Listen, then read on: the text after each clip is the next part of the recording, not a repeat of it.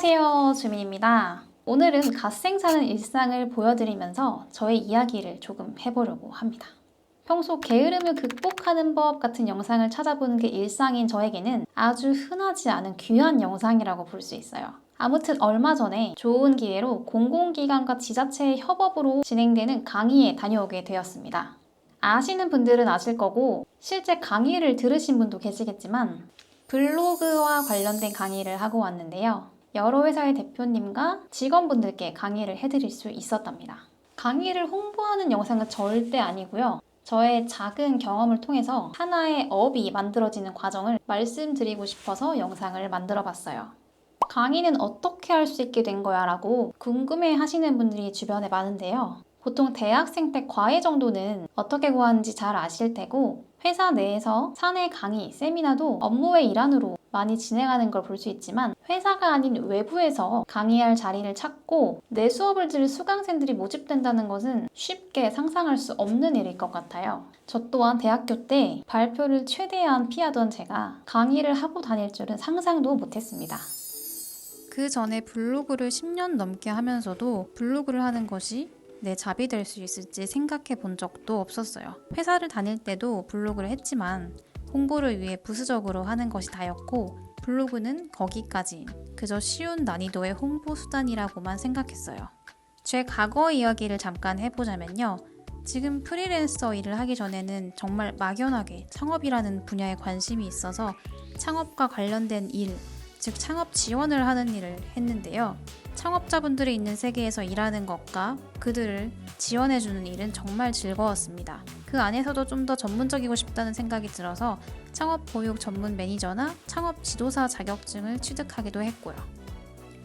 그런데 처음 창업 분야에 관심을 가지게 된 것은 나만의 창업을 하고 싶다는 생각이 크기 때문이었는데요. 창업에 대해서 여러 분야의 지식들을 접하다 보니까 첫 번째로 사람들이 블로그를 배우는데 관심이 많다는 걸 알게 되기도 했지만 굳이 매장을 내거나 제품을 제조하지 않더라도 내가 잘하는 일을 업으로 삼을 수 있다는 것을 알게 됐어요. 지식창업, 무자본 창업이라는 용어로 불리더라고요. 강의를 하는 것 역시 지식창업, 무자본 창업의 일종이라고 볼 수 있겠죠. 보통 블로그 강의라고 한다면 단순히 블로그로 돈 버는 법, 수익화하는 방법에 대해서 알려주는 것이 전부다라고 생각할 것 같아요. 내 블로그가 직접적인 돈벌이 수단이 되는 건 좋은 일이죠. 그리고 그 방법을 많은 분들에게 알려준다면 배우고 싶지 않은 사람이 없을 것 같아요. 그런데 저는 항상 하나의 직업을 만들 수 있는 게 중요했고 또한 제가 원래 일하던 분야와 접목시키고 싶었습니다. 바로 창업자분들을 도와주는 일이라고 할 수 있을까요? 블로그 강의라고 하더라도 하나의 분야만 있는 게 아니라 특정 강의가 필요한 사람에게 맞춤형으로 제공할 수 있다면 나만의 차별화된 강의가 될 수 있는 것이죠. 대신 강의 준비는 생각보다 정말 빡세답니다. 한 번 강의에 준비가 이틀 이상 걸린 적도 있어요. 저는 잘하는 것이 블로그였지만 블로그가 아니더라도 내가 잘할 수 있는 일이 있다면 그것을 알려주는 것, 그것이 바로 자그마한 창업의 시작이 될 수 있을 것 같아요. 그리고 그것을 원하는 사람들의 구체적인 수요를 찾아내고 나의 강점과 연결시키고 한다면 그 분야에서만큼은 나를 강사로 찾아주는 경우가 계속될 수 있습니다.